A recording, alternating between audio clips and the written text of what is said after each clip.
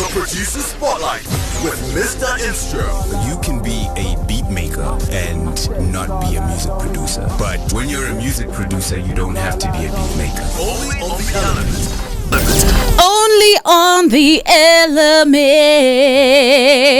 I just remembered something that I was supposed to remember, but and you didn't remember, and I caught it also down. It's just gone 13 minutes after 1 o'clock. It is the Element on the Rocking Real and Relevant Massive Metro. It's a Wednesday, so it means it is the Producer's Spotlight as we do. Hey, actually. Today's the 31st of March. We've got a number of changes that are coming on the stations. This is actually the last Producer Spotlight in this time. Can you imagine? In this time slot. So the Producer Spotlight is not going anywhere. It's just moving to a little bit later on. I have to get it together and make an official announcement and things. Yes. Right. So back to Right Here and Right Now. We just played you Kanye West with Barry Bonds featuring Lil Wayne. And before that we gave you Exhibit with featuring Dr. Dre. Mr. Instro was rapping from top to bottom and in between. Those are some of my favorite songs, man. Like just how the songs were made and how they were delivered. I mean, look at a song like Barry Bonds. Barry Bonds is a classic. You know, it's one of the songs that, man, Kanye, okay, it's cool, you know. I think that's what makes it so special, that like it wasn't treated like single material, right? You know, it wasn't pushed like that. But like when you listen to real rap heads talk about graduation, Kanye West's graduation, Barry Bonds comes up because of the way they rhyme. Both of them, you know, everything is like themed, and you know, they got a hit. Yo, that's just incredible artistry, right? You know, but like that's generally, you know, songs I really gravitate towards, and it's the kind of production that also like is thick. Man, I want to use all these sexy terms, you know, and say thick and luscious and you know, like big, you know. That's what she said. All right, enough of that. It's just gone 1:15. It is the Producer's Spotlight. We've already started, but it doesn't kick off until I officially say Mr. Instro is here. I am here. Hopefully there won't be any singing in April. What will there be? Can we expect? Yes, in Mr. Instro, the haterade. No, you know, in I love this you here singing. No, you don't, because why are you asking me if it's going away? I'm just checking. My man, okay. You don't want to have problems. Continue. You don't want to have problems. It's still my birthday month. I'm going to come with the heat. Right. So every single Wednesday we come through and we spotlight a producer and we talk about what is incredible about that particular producer and what we can learn, even outside of production and even outside of you know, rap per se. Yes. We can get a lot from our great producers, and today we are looking at somebody who is Dominic J. Lamb. That is the VIN number, that is the government name, but better known as Nottz, an American record producer and rapper from Norfolk, Virginia. Got his start in the late 90s, rap underground with beats for the Lyricist Lounge compilation and Busta Rhymes Extinction Level Event album. Why are we doing this today, Mr. Instro? Guys, this one is dedicated to all my so-called OGs. Yeah, if you were born in the 80s, okay? If you were born in the 80s and definitely not me. Yes, I'm not an OG yet. nah, you still got a bit to go. So like if you were born in the 80s and you actually fell in love with the art of rap and you fell in love with hip hop, right? This was around the time like 96, 97, 98. That's when most of us were like starting to like things, you know. Try and understand our environment and where we are, you know. And obviously you understand things like the media and what they sell.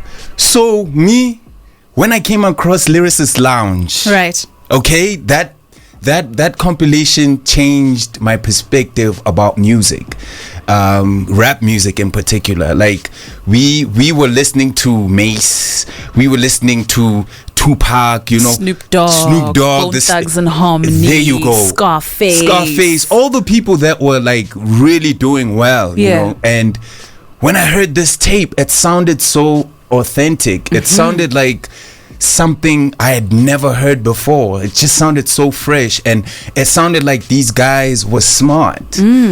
and that was pretty much what drew me to listen to it.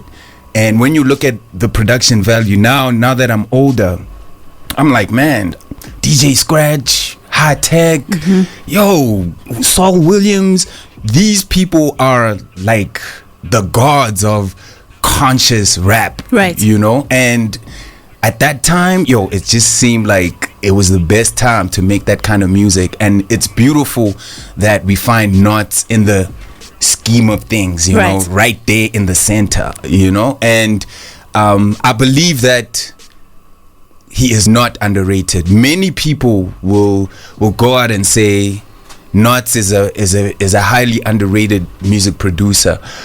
He's definitely not as well known as his peers. I like that you said that, because that's where I was going to go to next, because we often have this conversation and people just go, so and so is underrated, so and so is underrated. But I think there's a difference between underrated and not being famous. Yes. Right? Absolutely. Yeah. Absolutely. There's a difference between being underrated and being famous. And I think he's the type of producer who always stay true to the art. He's always looked at this hip hop thing as his life, you know. I mean, you if you listen to some of the interviews that he's done, you will understand that he spends almost all his, like, he comes from the generation of producers that just want to make music in the studio, you know, just stay and sharpen your skills.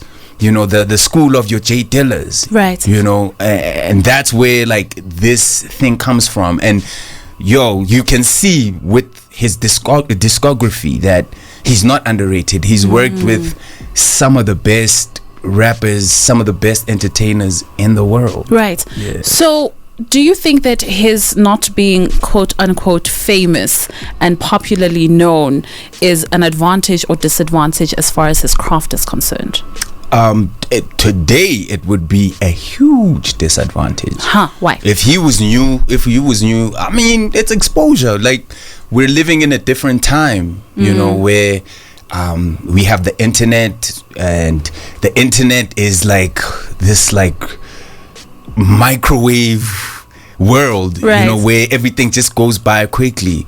And unfortunately, the value of the music producer isn't as big as, you know, as a normal producer who would be on TV or who would market themselves, you know. And so you get to be at a disadvantage. People like Nottz are not as out there.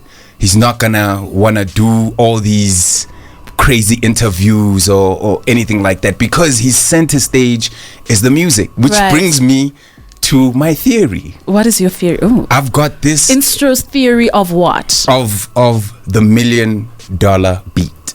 Instro's theory of the $1 million beat. The $1 million beat. What is that? Right. So I wanted to, you know, put a question out there for anybody, producers who are listening, you know. How do you think producers get to a stage? People like Illmind, people like Timbaland, people like Swiss Beats, you know, they make million beats. million dollar. Okay, let me be relevant. You gotta get that right. Yes, $1 million beats. Right. How is it possible that a Timbaland, a Swiss Beats, a RZA can make a beat just like you can make a beat? Does it have anything to do with this concept of and it's strange because we're speaking about the craft, but does it have anything to do with some of these elements outside of the craft that feed into the craft, such as networking horizontally, such as now, as you were mentioning just now, having to, as a producer, not just be cooped up in the studio, but being involved in other things, doing interviews and things like that, because it's definitely a different time, you know. It's not like back in the day when Shug was like, yeah, come over here so that you don't have a dancing ass producer who's trying to take the spotlight. But that's become about it right now. Does it have anything to do with that, all these other elements, or does it have to do with your natural talent and skill to be able to hear something and then create something that is that bankable? I think I could be wrong, you know, but I've got a theory about $1 million beat. the only way you can make $1 million beat is if you become $1 million music producer. How do you become $1 million music producer? You would have to sell that concept. You know, good example is Just Blaze. Just Blaze came in the industry not playing. Mike Will, same thing. He wasn't playing. He was about that paper, right? You know, and that's not to take away anything from their talent or their capabilities, but they sold themselves. Even when it was horizontally, you know, they were selling themselves as big time music producers. From a monetary perspective, or from a reputation perspective? From a monetary perspective. So the way that they were pricing themselves, the way they were pricing themselves, the way they were presenting themselves. Let me give you a good example. When you want to be a $1 million music producer, you don't have to be. You know, you don't have to be. But if you want to be one, a simple example is, don't make me work in your bedroom to record this so-called $1 million beat. Do you understand? The views expressed by Mr. Instro are not necessarily the views shared by the Pristine Queen, The Element, and Massive Metro. Continue. Yeah, so don't create the perception that a person can take advantage of you in any way. You know, I know that at some stages when people asked me for production, I would always insist that, okay, it's either we're making the music at Raw X or at Motif, or why? Because those are reputable places where we know that not only are we gonna get great quality, but we're gonna get the best of it. Right. You know, and that increases your value as a producer. Unlike you can definitely make a colossal, a big record in your bedroom. I'm not saying you can't, but what I am saying is how you sell yourself to your clients is what will determine whether the final product that you make is worth $1 million or not. Sometimes people, you know, there's this weird thing that humans do, right? Sometimes people want to show you their struggle so that you can see how desperately they need what they want from you, right? So if I come here and I've got like holes in my t-shirt and stuff and I'm trying to negotiate and I'm like, yo, I want 100K, there's part of the brain that's like, I need you to see how badly I need this 100K. And what you're saying is completely different. It is, because I'm not gonna give somebody who looks a certain way 100K because I won't feel like I'm getting that value. Do you understand? And not like we're living in a environment where it's not just like, yo, you know, I'm struggling and whatever. No. This is business. You know, you must come to me with your confidence. You must come to me with knowing, being sure of yourself that if you come to me, you're gonna get a hit.